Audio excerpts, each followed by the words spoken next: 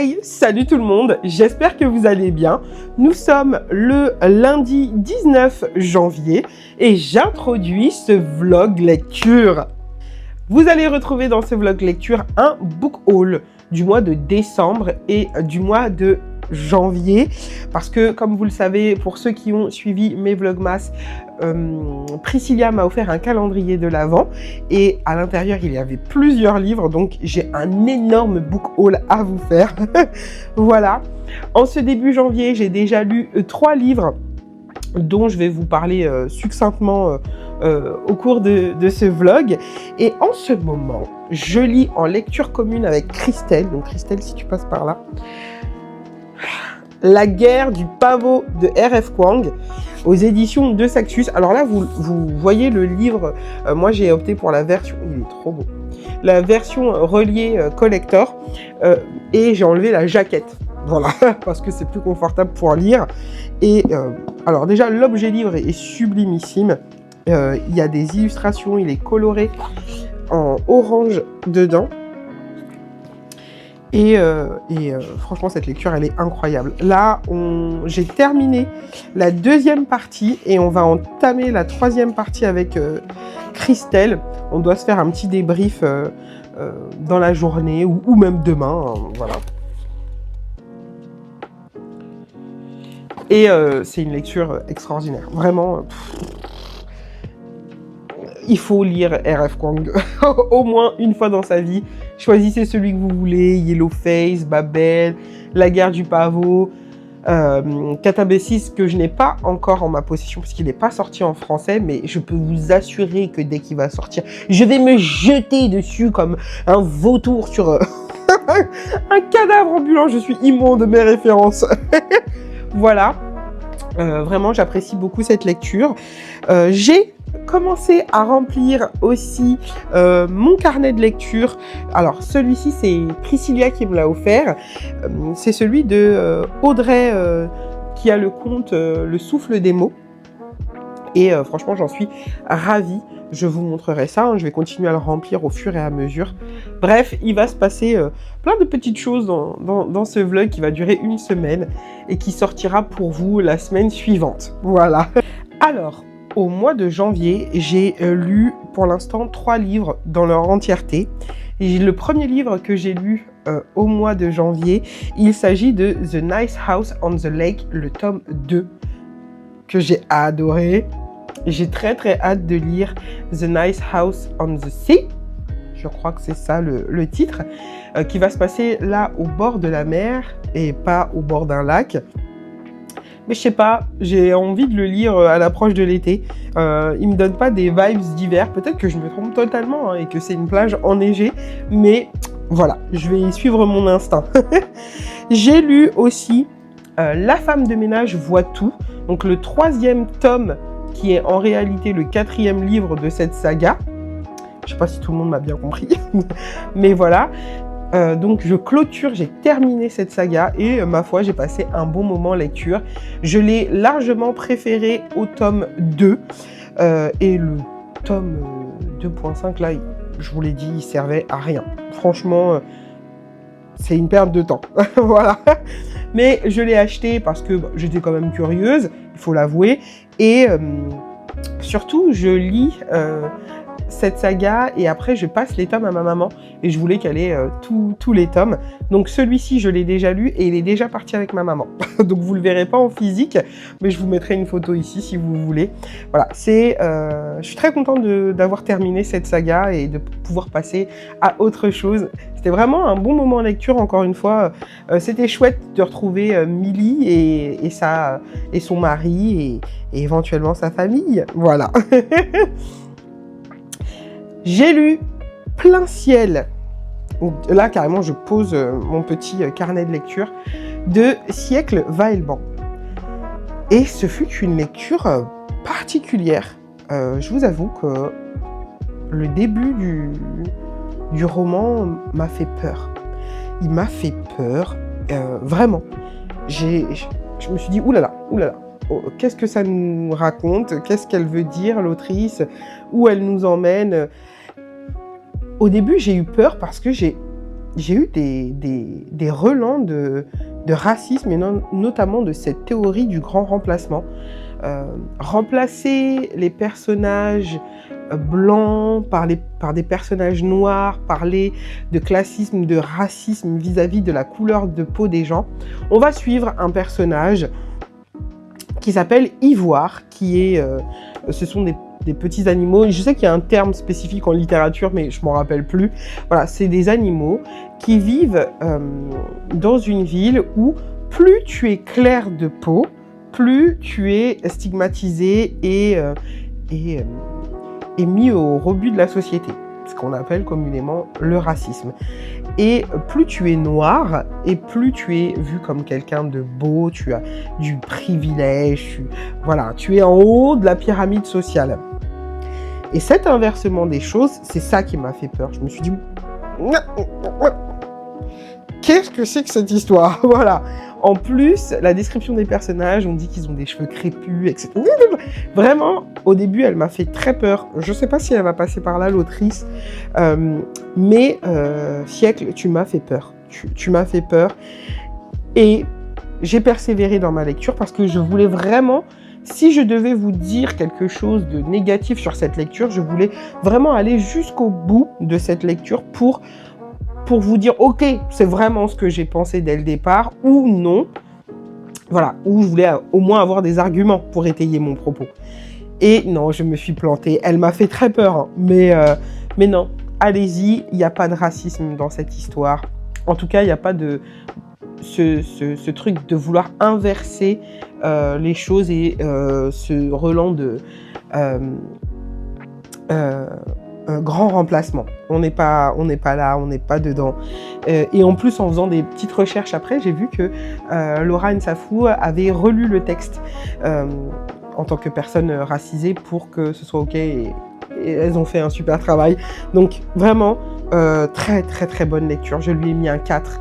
Je lui ai mis un 4 parce que c'est pas un coup de cœur plein ciel, mais c'est vraiment très très très fin, très bien écrit, très bien ficelé. On est pris dans ces intrigues incroyables. Donc, si vous êtes une personne racisée et que vous pouvez peut-être avoir peur, n'ayez pas peur. Allez-y, elle va bien nous traiter.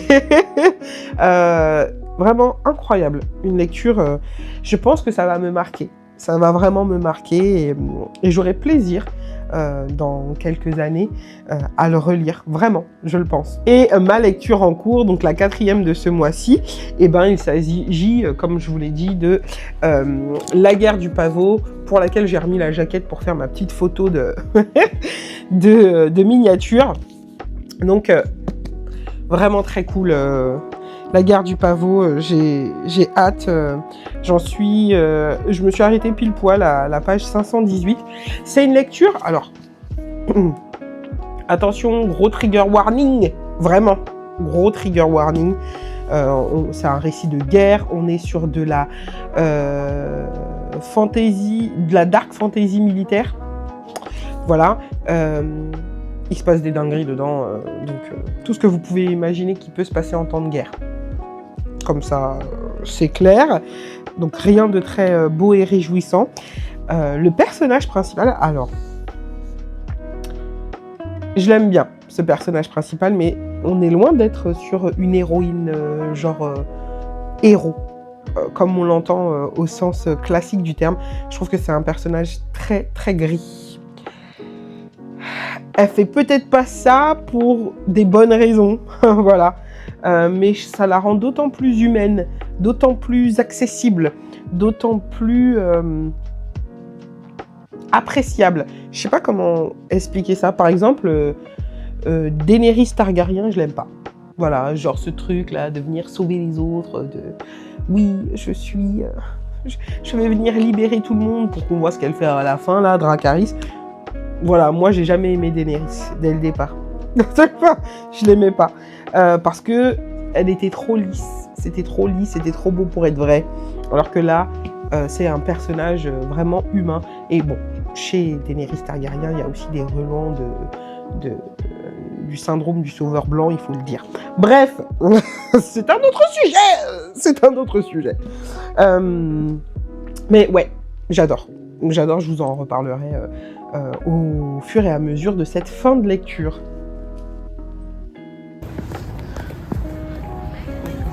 Ah non, pas dans la flaque.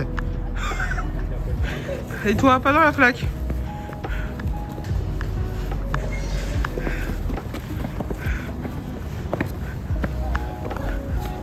Oh, là, mon chien, pas de patrouille. Tu fais comment il fait le chien? Ah bah zut alors. Ça chie avec partout.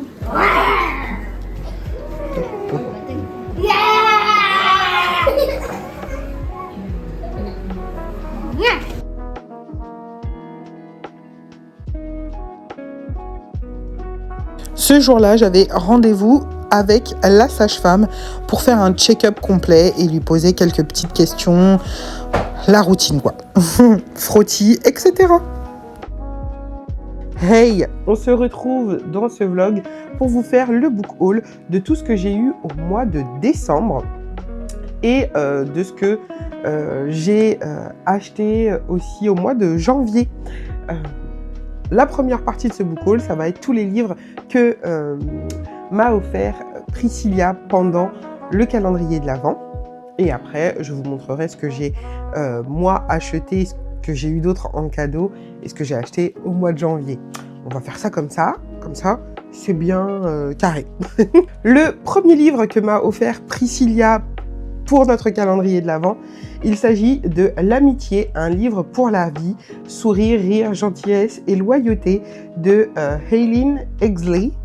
Je crois que ça doit se prononcer comme ça. Donc voilà. Et c'est un recueil de citations sur l'amitié. Donc je suis absolument ravie, il est très très beau. J'ai hâte de me plonger dedans et de savoir ce que ça nous en dit. Elle m'a également offert Sorcière, sage-femme et infirmière, une histoire de femme soignante de Barbara Ehrenreich, je crois que ça se prononce comme ça, je suis désolée si j'écorche le nom, et Deirdre English aux éditions Cambourakis.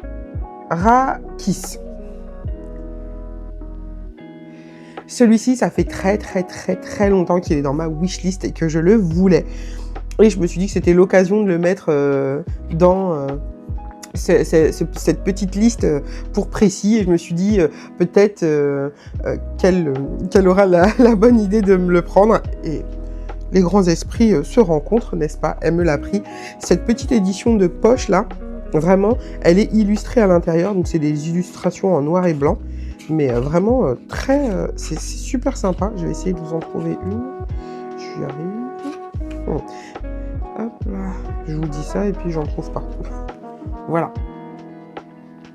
J'ai hâte de me plonger dedans. On nous dit engagée dans le mouvement pour la santé des femmes des années 70, Barbara et Deirdre enquêtent sur les racines historiques de la professionnalisation du corps médical. Pourtant, un regard féministe sur les chasses aux sorcières en Europe et la suppression de la profession de sage-femme aux États-Unis, elle s'interroge. Et si derrière ces éléments se cachait une véritable monopolisation politique et économique de la médecine par les hommes de la classe dominante, reléguant peu à peu les femmes à la fonction subalterne d'infirmières dociles et maternelles.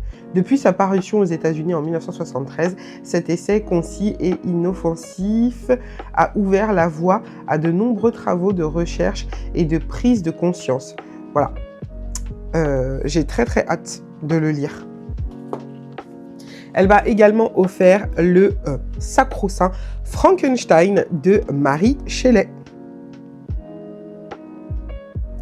Dans une édition de chez Pocket qui est magnifique, que je lui avais demandé spécifiquement. Et voilà, je l'ai lu. Je l'ai beaucoup aimé. J'ai passé un excellent moment de lecture. Je crois que je lui ai mis un 4 ou un 4,5. C'est pas un coup de cœur, mais franchement, c'est de la lecture de qualité. Allez-y pour Frankenstein. Il est très petit. Le langage est assez soutenu et d'une autre époque que la nôtre, hein, n'est-ce pas?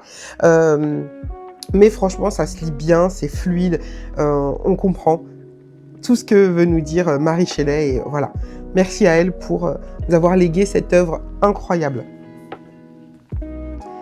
J'ai eu aussi Le café secret des nuits de pleine lune de Mai Mochizuki aux éditions Point, dans une très jolie édition poche, elle aussi avec un très beau jaspage, franchement super sympa. Et on nous dit à Kyoto, un café ambulant tenu par des chats, maître en astrologie, fait son apparition comme par magie les soirs de pleine lune. À la lueur des étoiles, cette mystérieuse roulotte accueille les humains qui en ont besoin. Fondant au chocolat, glace de pleine lune, café glacé au sirop d'aurore. J'adore. En dégustant les desserts préparés sur mesure, les clients se confient aux étonnants tenanciers à moustache. Je vous lis pas plus parce que franchement ça en dit déjà beaucoup. Franchement trop chouette et il est trop beau lui aussi. J'ai également eu, pour continuer dans la littérature asiatique, La petite échoppe des jours heureux aux éditions J'ai lu de Kim Ji-hoon. Je pense que ça se prononce comme ça. Et ici, on se retrouve à Séoul, dans un quartier envahi par les boutiques à la mode. Une petite laverie offre à certains habitants un havre de paix. Un jour, quelqu'un y oublie son carnet sur une table. Un par un, les clients commencent à écrire dans ce journal leurs joies, leurs chagrins, leurs espoirs. Un homme âgé qui ne sait pas comment réparer la relation avec son fils, une mère menacée d'expulsion, une jeune femme prisonnière d'une relation toxique, des voisins qui étaient autrefois que des visages anonymes choisissent de répondre et peu à peu de s'entraider. La laverie devient le lieu de rencontres précieuses qui vont bouleverser la vie de ceux qui en poussent la porte. J'aime ça avec la littérature japonaise, c'est que c'est toujours empreint de... Il y a beaucoup de douceur, beaucoup d'humanité, beaucoup d'entraide. On se rend compte que la personne qui habite pas loin de chez nous peut vivre des situations que nous-mêmes, on n'avait pas... dont on n'avait pas conscience et on peut s'entraider. Bref, j'adore. Elle m'a aussi offert Stephen King, La ligne verte, aux éditions Le livre de poche. Pareil, pour La ligne verte, je ne vais pas vous faire de résumé. C'est assez connu de par le film et son illustre auteur que je vais passer très vite sur celui-ci. J'ai tellement hâte de le lire. Je vais vous reparler de La ligne verte dans une prochaine vidéo, mais incroyable. J'ai eu aussi le livre La 8e couleur de Terry Pratchett, Les annales du disque monde aux éditions La Talente. Je suis absolument ravie de commencer l'aventure des annales du disque monde de Monsieur Pratchett. C'est l'auteur préféré de mon mari et j'ai hâte qu'on partage ça ensemble. Et moi, comme je suis une nana superficielle, j'ai demandé les versions comme ça brochées des éditions La Talente. Parce que déjà, ça aide une maison d'édition indépendante française basée à Nantes, si je dis pas de bêtises. Et en plus, elles sont juste magnifiques. Donc, voilà. Donc, on nous dit, dans une dimension lointaine et passablement farfelue, un monde se balade à dos de 4 éléphants, eux-mêmes juchés sur la carapace de la grande tortue. Oui, c'est le disque monde. Les habitants de la cité Ankh-Morpork croyaient avoir tout vu et deux fleurs avaient l'air tellement inoffensifs. Bonhomme chétif, fidèlement escorté par un bagage de bois magique déambulant sur une myriade de petites jambes. Tellement inoffensif que le praticien avait chargé le calamiteux mage Rincevant de sa sécurité dans la cité quadrillée par la guilde des voleurs et celle des assassins. Mission périlleuse qui devait les conduire loin, dans une caverne de dragons, peut-être jusqu'au bord du disque monde. car De Fleur était une espèce plus redoutable qu'on ne l'imaginait. C'était un touriste. Franchement, je sens que je vais bien rigoler. À la lumière de l'octarine, la 8e couleur découvre l'univers fantastique et cocasse de Terry Pratchett. Franchement, ça va être génial. Et le traducteur, c'est Patrick Couton. Voilà. Elle m'a également offert le très classique, mais que j'ai hâte de lire, le portrait de Dorian Gray de Oscar Wilde aux éditions Bragelonne. Très bel objet livre, lui aussi, j'ai tellement hâte. C'est pareil pour le portrait de Dorian Gray, si vous ne connaissez pas, je vous laisserai aller chercher de vous-même le résumé. Mais pour simplifier au max que je peux, on va suivre Dorian Gray, qui est un jeune homme anglais, issu de la bourgeoisie, si je vous dis pas de bêtises, voilà, qui va se faire peindre son portrait, et ce portrait va avoir des attraits magiques, bizarres. En fait, le portrait va vieillir à sa place. Voilà, on est quand même sur un espèce de petit body horror à la fin. Bref, vraiment, n'hésitez pas. Voilà. Elle m'a également offert L'œil le plus bleu de Toni Morrison. C'est la première fois que je vais lire un Toni Morrison et j'ai hâte. C'est moi qui lui ai demandé spécifiquement cette édition-là et ce livre aussi. Donc on nous dit: mal aimée, la jeune Pecola Breedlove rêve d'être vue autrement et de recevoir une plus grande attention. Bientôt, le seul désir qui anime la petite fille âgée de 11 ans, avoir, elle aussi, les yeux bleus, symbole ultime de la blancheur et donc, pour elle, de la beauté, à l'image des vedettes blondes qui défilent sur les écrans de cinéma. Elle se dit qu'enfin, tout sera différent. Elle sera si jolie que ses parents arrêteront de se disputer, que son père ne boira plus, que son frère cessera de fuguer, mais son vœu tarde à se voir exaucé, et à l'automne 1941, une rumeur se répand. Pecola est enceinte du bébé de son père. Attention, trigger warning. Je pense que... Voilà, ça se passe de mots. Je sais que c'est un récit qui a l'air très court, qui va me toucher profondément et j'aime bien me traumatiser apparemment. Voilà. Et pour finir, le book haul du calendrier de l'Avent que m'a offert Priscilla, elle m'a offert... Je suis insupportable. Peau d'homme de Hubert Zanzim aux éditions Glénat, mais c'est une édition collector complètement dingue et magnifique. Franchement, voilà. Il est magnifique. Je te remercie encore grandement, ma douce. Peau d'homme qui va reprendre le conte de Peau d'âme. Donc c'est pareil pour celui-ci, je vous laisserai aller chercher de vous-même de quoi ça parle, mais genre j'ai trop hâte. Il est énorme. Vous le voyez même pas dans son entièreté? Si. Ah voilà. Incroyable. Et je passe à ce que j'ai eu d'autre pour le mois de décembre. Ma petite sœur m'a offert à Noël Les filles de Witch Hazel House de Cécile Guillot et Nora Lake aux éditions Nemos.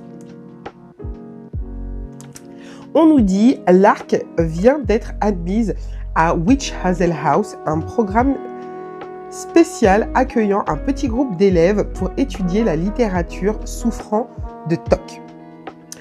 Elle espère prendre un nouveau départ. Dans le manoir aux amas-mélis, aux fleurs automnales et aux nombreux chats, elle débute une vie paisible où de nouvelles amitiés se forgent au fil des soirées à lire au coin du feu avec une bonne tasse de thé et des virées shopping à Stormhill. Jusqu'au jour où son amie Violette décide de faire une séance de spiritisme afin d'entrer en contact avec la présence bienveillante qu'elle pense sentir dans la bâtisse. Des phénomènes étranges commencent alors à se produire, de plus en plus violents, puisant dans leurs peurs les plus profondes pour les torturer. Comprenant qu'elles ont réveillé quelque chose qui aurait dû rester endormi, elles enquêtent pour savoir ce qui les hante. Hélas, les maisons ont un passé et il n'est pas toujours bon de s'y confronter. Ça a l'air absolument génial. Et moi, je me suis acheté un livre au mois de décembre. Il s'agit de Nettle and Bone de Tikin Fisher, Comment tuer un prince aux éditions Verso. Voilà. Lui aussi possède un jaspage magnifique et ma foi, il est très très beau comme livre. Et là, je vais vous faire le résumé parce qu'il est extrêmement court, n'est-ce pas? Ce n'est pas le genre de conte de fées où la princesse épouse un prince. C'est celui où elle le tue. Ça va être génial. Ça va être génial. Non, mais ça va être génial. Il y a plus, hein, mais voilà. J'ai vraiment, vraiment hâte. On continue pour ce que je me suis pris au mois de janvier. Au mois de janvier, je me suis acheté 3 livres. 3 livres de poche qui me faisaient très très envie depuis un sacré bout de temps. Le premier, je ne l'ai plus en ma possession, mais je vous mettrai une photo juste ici. Il s'agit de La femme de ménage voit tout au... Je sais plus c'est quoi les éditions. Je sais plus. Je vous mettrai toutes les infos autour. Je l'ai déjà lu. Je l'ai grandement apprécié. J'ai passé un bon moment, comme je vous le disais en début de ce vlog. Et je l'ai donné à ma maman pour qu'elle puisse le découvrir à son tour. Parce que La femme de ménage, c'est comme ça que ça marche entre nous. Je les lis et je lui passe après. Elle les lit. Et puis, elle en fait ce qu'elle veut. J'y suis pas attachée. Mais ça veut dire aussi que j'ai terminé cette saga. Et j'en suis très heureuse. Voilà. Je me suis pris au mois de janvier aussi le livre L'amulette de Michael McDowell aux éditions Monsieur Toussaint Louverture. Si vous êtes surpris, c'est que vous ne me suivez pas. Michael McDowell, mais on va en revenir plus tard dans ce vlog. C'est l'auteur que j'ai le plus lu l'année dernière. Pas parce que je suis une grosse forceuse, mais parce que j'ai lu sa saga Blackwater dans son entièreté. Donc forcément, ça fait déjà 6 livres. Voilà, tout simplement. Mais je l'adore, je l'adore, je l'adore, je l'adore, je l'adore, je l'adore. Donc tout ce qui sort, j'achète et je lis pour Michael McDowell. Donc c'était obligé que je me prenne cette magnifique petite briquette. Hein? Voilà, quand même. Donc, on nous dit... Alabama 1960, alors que Dean Howell fait ses classes avant d'être envoyé au Vietnam, un accident le laisse dans un état végétatif. Sa femme Sarah voit alors sa morne vie devenir un enfer. Après de longues journées à l'usine, elle doit s'occuper de son mari léthargique tout en supportant son odieuse belle-mère Jo. Mon mari s'appelle Joe, il s'appelle pas Joe, il s'appelle Joe avec un E à la fin, donc pour marquer le masculin, mais là elle s'appelle Jo, donc je trouve ça rigolo, qui accuse la ville entière du sort de son mari lorsque celle-ci offre une étrange amulette à l'homme qu'elle tient pour responsable. Se met en branle une implacable danse macabre. Et tandis que meurtre inexplicable et mort accidentelle s'enchaînent, Sarah doit faire face à l'impossible réalité. Cette amulette joue peut-être un rôle dans cette hécatombe et elle doit à tout prix mettre la main dessus. Ça va être génial. Ça là, ça va être génial. Ça va se manger en 3 jours max.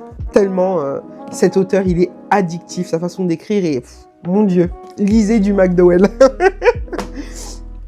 Le dernier livre que je me suis acheté ce mois-ci, il s'agit de Lait et miel de Rupicor. Voilà, qui est un recueil de poèmes, de poésie. Et j'ai juste hâte de le lire. J'avais adoré Le soleil et ses fleurs. C'était incroyable et j'espère vraiment l'aimer tout autant. Parce que j'ai déjà une bonne vibes avec son premier recueil, donc j'ai hâte et je trouve que Lait et miel, alors déjà ça fait très challenge les songes de givre, voilà, et ça fait très hiver, voilà, le lait, le miel, on se réchauffe, voilà. Donc j'ai vraiment hâte de le découvrir. Je vais pas vous faire un résumé, c'est un recueil de poèmes. Vous pourrez trouver très très facilement de quoi ça parle partout sur les réseaux sociaux, en ligne. Voilà pour ce book haul absolument conséquent. Je vous laisse avec la suite du vlog.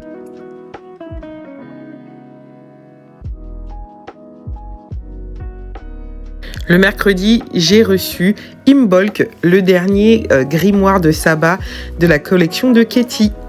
Et j'ai rempli aussi un petit peu mon carnet de lecture parce que il faut bien.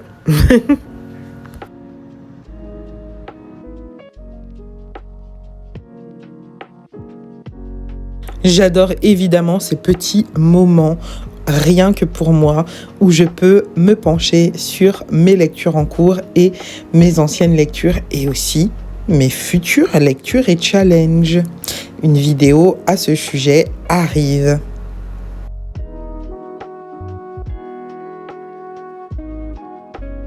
Et je suis assez curieuse de savoir si vous avez un carnet de lecture.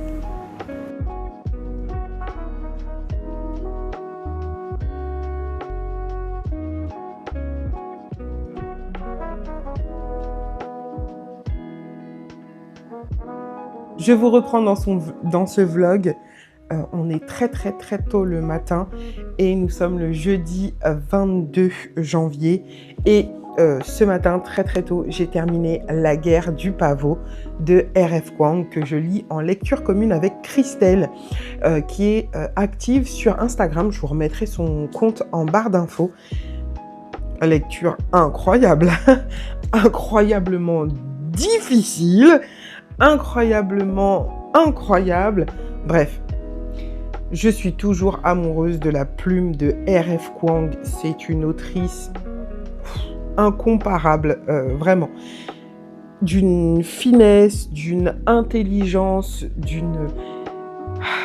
Elle me fascine. Ses écrits me fascinent. Elle, moins. Mais ses écrits me fascinent, vraiment. Ce n'est pas un coup de cœur. La guerre du pavot, c'est un 4 étoiles. Mais vraiment incroyable. Alors, on va suivre Rin, qui est une orpheline qui a été adoptée par des gens exécrables. C'est le cas de le dire. Et elle veut rentrer dans une école très prestigieuse qui fait la part belle aux disciplines militaires.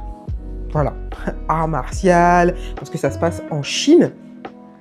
Art martial, stratégie, combat, bref, j'en passe et des meilleurs. Et on suit un personnage principal qui est absolument gris, qui est même très gris, voire un gris foncé, voilà. Mais c'est juste incroyable. On est sur une dark fantasy militaire, comme je vous l'ai déjà dit. J'ai peur de dire des bêtises et j'ai peur de trop en dire. J'ai peur de pas en dire assez. On va la suivre tout le long de son enseignement pendant plusieurs années et on va la retrouver un peu plus mature après car une guerre va être déclenchée. Je pense qu'au titre, je vous spoile rien, la guerre du pavot. Une guerre va être déclenchée et on va faire appel à elle et à d'autres de ses camarades parce qu'ils ont certaines spécificités. Je vous ai dit que c'était une dark fantasy. La magie y est présente. Et bref, c'est dingue. Mais ce premier tome, pour moi, il est hyper introductif. C'est-à-dire que je pense que beaucoup de l'action va se passer dans le tome 2 et dans le tome 3 parce que il y a quand même les deux premières parties, donc il est divisé en 3 parties. Les 2 premières parties sont hyper introductives, on nous présente Rin, l'académie, ce qu'elle va y faire, etc. Et dans la 3e partie, c'est là qu'on rentre dans le vif du sujet et dans le côté très dark de ce récit. Vraiment, trigger warning, vraiment, attention à vous. Il y a des faits de guerre, de torture, bref, voilà, faites attention à vous. C'est une dark fantasy militaire avec tout ce que ça implique de dégueulasse, je vous le dis. Et bref, lisez R.F. Kuang, que ce soit la guerre du pavot, que ce soit Babel, que ce soit Yellowface, allez-y pour R.F. Kuang. Je ne peux pas vous parler de Katabasis parce que je ne l'ai pas lu, même si je sais déjà. Je sais déjà. Bref, incroyable. Le tome 2 sera lu dans ce premier semestre de l'année, je l'espère, mais vraiment incroyable. Voilà pour ce petit débrief sur ma lecture. Je vous laisse, il est hyper tôt. J'ai des gens à préparer et moi-même.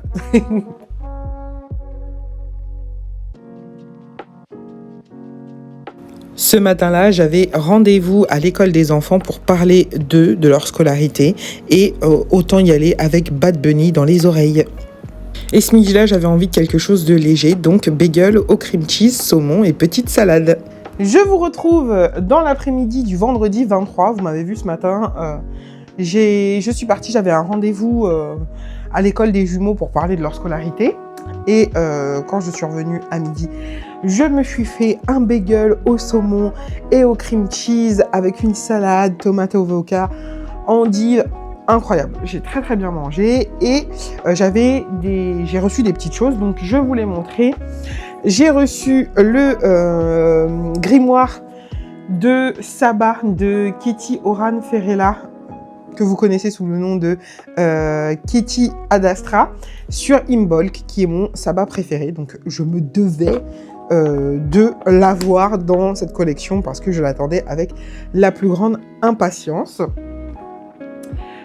Pour continuer, j'ai pris un stickers books de... alors, c'est un stickers book qui va avec cet oracle. Voilà, que j'adore, que j'ai depuis un peu plus d'1 an maintenant. Et j'en avais très très envie. Je l'ai vu sur la chaîne de Cécilia, qui a le compte Jurassic Jones, dont je vous ai déjà parlé aussi. Et, ben... genre... voilà quoi. Il est magnifique. Je vais m'en servir pour faire du journaling, bien évidemment. Trop trop beau et pas que pour ma pratique du paganisme.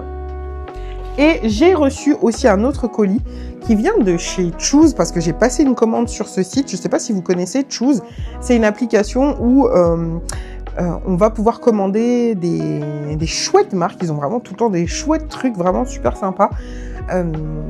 Que ce soit en termes d'ameublement, de nourriture, de skincare, bref, de vêtements, il y a de tout. Et il y a aussi des loisirs, de la papeterie. Et j'ai commandé sur Choose de la marque La Puzzlerie 4 mini puzzles. Trop trop beaux, que je vais vous montrer. Et ils sont un peu particuliers, ces mini puzzles, parce que j'en avais très très envie, je suis très mini puzzle. Et ils sont un peu particuliers parce qu'il y a des écrits qui, ceux qui me connaissent savent que ça me ressemble beaucoup. Donc sur le premier, il y a marqué « Salut les bitches » et « Tu me fous la gerbe ». Franchement, ils sont trop canons, j'adore. Donc voilà pour le premier. Sur le second, il n'y a rien marqué du tout. Il s'appelle Citron pressé dans les montagnes, mais c'est la même créatrice, c'est Marie Chantal. Alors, j'ai pas été voir tous les tenants et les aboutissants, mais ils font partie de cette collection-là, en fait. Et il est très très joli, genre beaucoup plus doux, chill, il n'y a pas de message à part une invitation à se détendre. Voilà. Pour aller dans la même collaboration que celui qui s'appelle Beaches, les noms sont marqués sur le côté, j'ai pris un qui s'appelle Dame Jeanne, et celui-là il a marqué qu'est-ce que tu branles, et un autre truc que je vais pas pouvoir dire. Mais lui aussi complètement canonissime. Et toujours dans cette collection Marie Chantal avec message, il y a marqué j'ai pris celui qui s'appelle Bellec, c'est Versailles ici. Franchement, ils sont canons. Ils s'ouvrent comme ça et dedans, il y a les pièces pour pouvoir bien s'amuser. Et alors, ceux qui ont un message, peut-être pas les mettre, même si vos enfants ils ont beaucoup d'autodérision et que c'est chill à la maison, vous pouvez peut-être. Ils sont faisables à partir de 12 ans. Voilà, donc mon fils aîné pourrait très bien en faire, vraiment sans souci. Donc voilà pour mes petites trouvailles. Je suis très très contente des mini puzzles, du stickers books et du livre de Katie. Absolument ravie, je suis. Je me suis pris le lait d'avoine onctueux, formule onctueuse de chez Alpro, et je l'adore vraiment, top, bien plus onctueux vraiment que le classique. J'ai fait un matcha pour mon fils Marlon, il aime bien ça, et je me suis fait un oubé, je vais vous montrer, et je me suis pris aussi, donc là j'ai commandé sur Amazon le lot de 4 qui vaut moins de 10 €. Franchement, trop cool. Et j'ai pris aussi celui de chez... je sais pas trop comment ça se prononce. Oatly. Je sais pas comment ça se prononce. Et c'est le Barista Edition lait d'avoine aussi. Donc je verrai bien lequel je préfère. Donc voilà, je voulais vous en parler. Bon plan pour celui-ci sur Amazon, vraiment. Chouette. Voilà. Et je me suis fait un petit oubé. Voilà, oubé glacé ici, hein, toujours. J'ai trop hâte de le goûter. Et c'est oubé saveur pistache.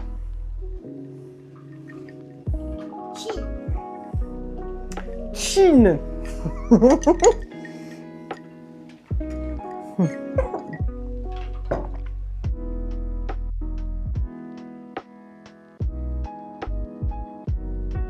Le samedi, comme très très souvent le week-end, mes parents sont passés. On a mangé, rigolé, partagé et surtout on a fait des puzzles, dont les nouveaux que j'ai reçus, que vous avez pu voir dans ce vlog, et des anciens. Parce que il en faut pour tout le monde et pour tous les goûts. Et c'était vraiment chouette ce moment.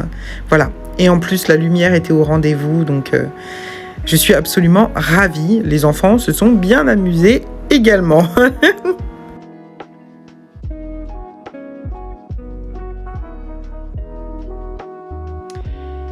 Hey, salut tout le monde, on est dimanche matin et je viens vous faire un update lecture.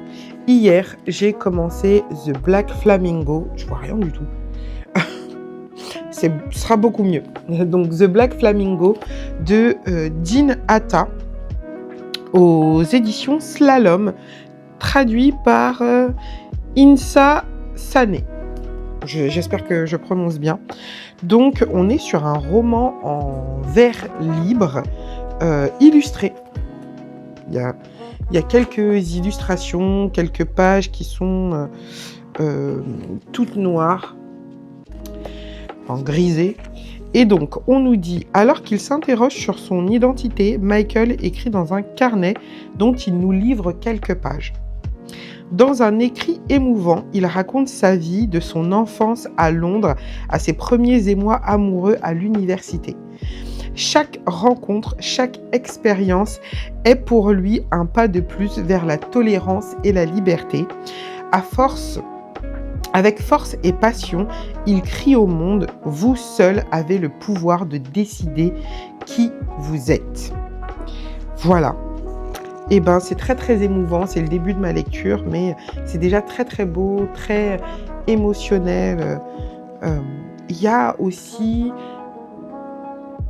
c'est doux amer en fait, voilà. Il y a de la douceur, mais il y a aussi une forme de violence. Pas de trigger warning, en tout cas pas pour l'instant dans ma lecture, mais voilà.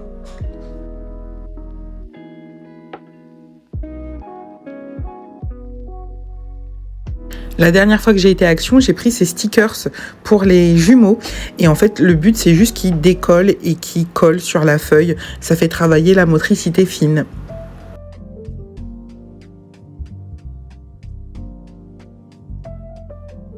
Le lundi, j'ai pris le temps de regarder enfin Frankenstein de Guillermo del Toro sur Netflix.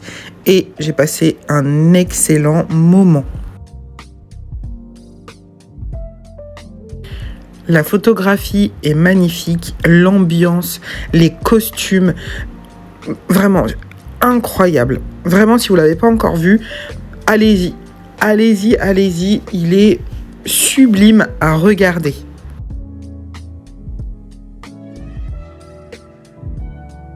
Je l'ai trouvé assez fidèle au roman de Mary Shelley, même si il y a quand même des différences. Je trouve que la plume de Mary Shelley est beaucoup plus froide, si je puis m'exprimer ainsi, alors que dans cette adaptation cinématographique de Frankenstein, je trouve qu'on est plus sur du bonbon. Voilà. On n'est pas sur la plume froide de Shelley, que moi je trouve plus froide que le film en tout cas. On est vraiment avec beaucoup d'enrobage, beaucoup de sucre. C'est comme ça que je vous le décrirais. Mais incroyable, vraiment.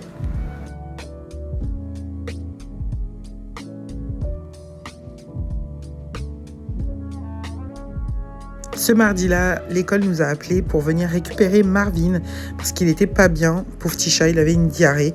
Donc voilà, tellement épuisé qu'il s'est endormi.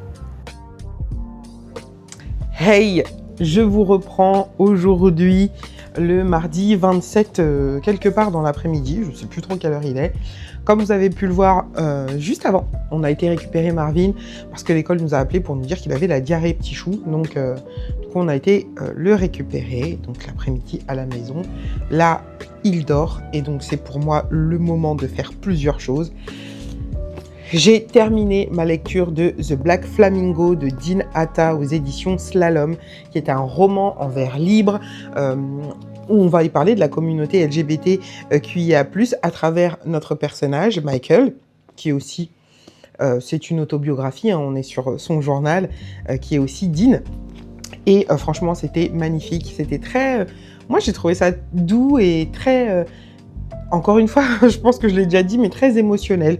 Et ça valait le coup de le lire, c'était beau, c'était hyper beau, c'était hyper doux.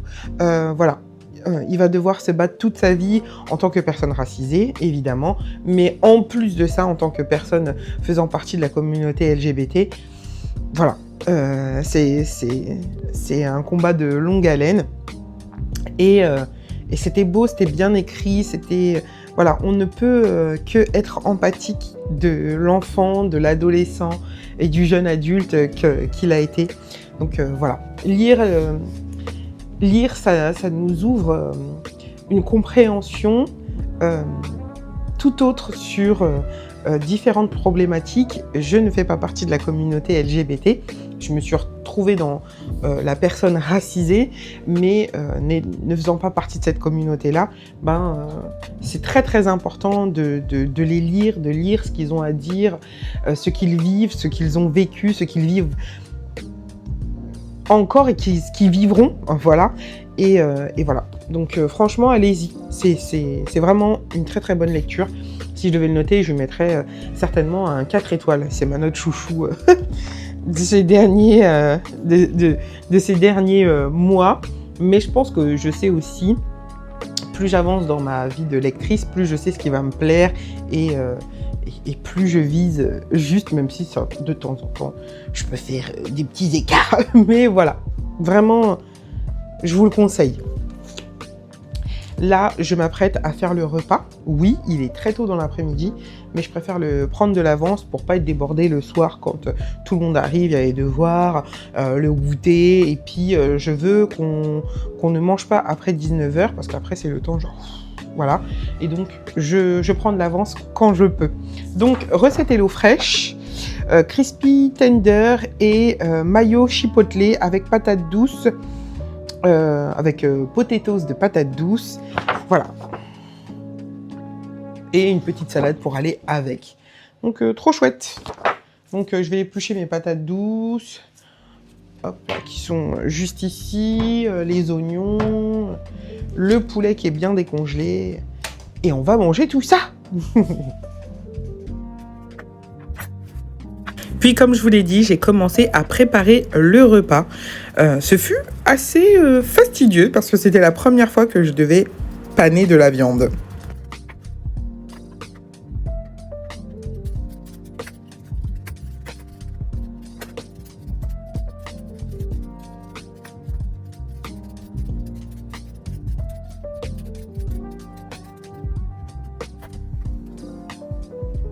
Mis à part l'étape de panage de la viande que je vous ai épargnée, et je me suis épargnée aussi de la filmer, c'était assez rapide à faire.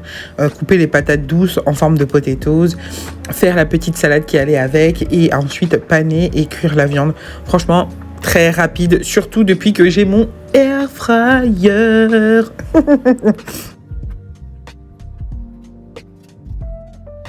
Je me devais donc de vous partager le magnifique résultat. Je suis très fière de moi. Et en plus, c'était délicieux. Tout le monde a apprécié.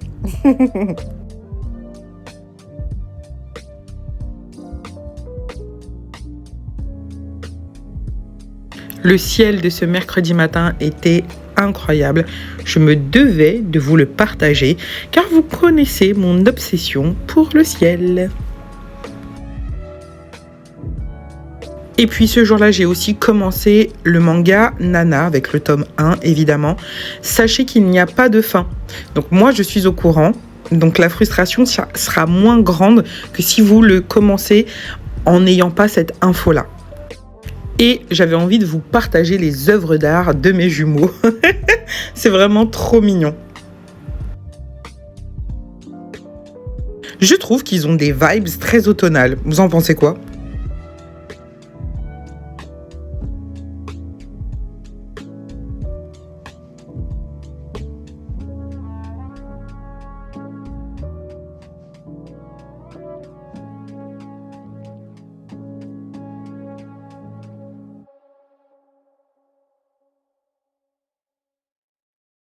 Ce jeudi-là, j'ai reçu ma commande HelloFresh comme tous les jeudis pour pouvoir concocter de bons petits plats à la famille.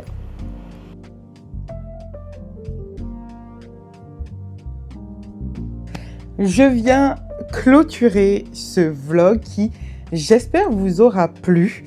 Donc, je vous parle quand même des lectures que j'ai en cours parce que j'en ai 2 qui ne sont pas terminées à la fin de ce vlog. J'ai le tome 1 de Nana, le manga de Ai Iyazawa, aux éditions Delcourt. Et j'en suis à la moitié du tome et je trouve... Alors, on nous présente qui sont Nana et Nana. Voilà. On va y suivre le parcours de 2 jeunes femmes du même âge, ou d'à peu près du même âge. Je suis même plus sûre de moi. J'ai vu l'animé il y a très très longtemps qui m'avait marqué, mais qui... pas marqué dans le sens où je me souviens de tout ce qui s'y passe, parce que je me souviens de quasiment rien, mais marqué dans le sens du bon souvenir. Voilà. Et en fait, ce premier tome est très introductif. On nous présente la nana numéro 1, la nana un peu plus... en tout cas, c'est comme ça que j'ai envie de la décrire, lumineuse. Et la nana, dans la deuxième partie que je vais entamer, la nana plus dark. Voilà. Et donc, du coup, c'est très introductif. C'est pas doux. C'est même plutôt... Il y a des trucs où je me suis dit genre, ah ouais. C'est comme ça dès le départ. Donc, je dirais pas que c'est du tout un manga doux. Je pense qu'il va me réserver énormément de belles surprises. Et donc, du coup, voilà. Donc, j'ai cette lecture en cours. J'espère la terminer aujourd'hui, dans la soirée, voilà. Mais il faut que je clôture ce vlog pour pouvoir vous le monter et vous le poster demain. Et j'ai commencé en lecture audio aussi, Tant que le café est encore chaud, de Toshikazu Kawaguchi. J'espère que je prononce bien, aux éditions Le Livre de Poche. C'est une toute petite lecture comme ça. J'avais envie en même temps que Nana de commencer ce roman-là, donc j'y suis allée. On est sur plusieurs petites histoires. Ça ressemble beaucoup à la littérature japonaise classique que moi je connais. Voilà. C'est plein de petites histoires. Donc le principe, c'est que des personnes se rendent dans un café et le temps de boire un café, tant que le café est encore chaud, ils se remémorent, projettent, se souviennent de quelque chose. Et voilà, donc on est un petit peu sur ce genre d'histoire. J'ai pas grand chose à en dire pour le moment, sauf que je trouve que c'est assez court, parce que comme c'est comme une succession de petites nouvelles, je trouve que le temps de boire ce café ne permet pas de développer les choses. Bref, je vous en dirai plus, j'en suis vraiment qu'au tout début, donc je suis pas sûre de moi, mais pour ce que j'ai entendu pour l'instant, ça va vite. Voilà. Et pour tout vous dire, pour clôturer mon mois, donc dans les quelques jours, là, 2-3 jours qui restent, j'aimerais aussi lire le tome 2 de Nana. Rien n'est moins sûr, je m'étais mis le défi d'en lire un par jour, là, j'ai pas réussi. La vie a pris le dessus, vous verrez qu'il n'y a pas de journée de mercredi, mais voilà, j'aimerais beaucoup, si j'y arrive.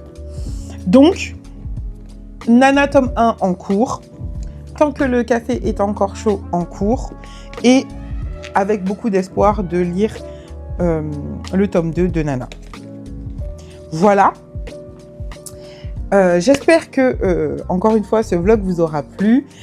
Si c'est le cas, comme d'habitude, n'hésitez pas à me soutenir, comme on me soutient de façon totalement gratuite, en likant, en commentant, en partageant si vous pensez que ça peut intéresser quelqu'un. N'hésitez pas, si vous regardez mes vidéos et que vous n'êtes pas abonné et que vous aimez bien ma petite vibes, à le faire. Sur ce, je vous fais des gros bisous et on se retrouve bientôt pour une nouvelle vidéo. Mouah.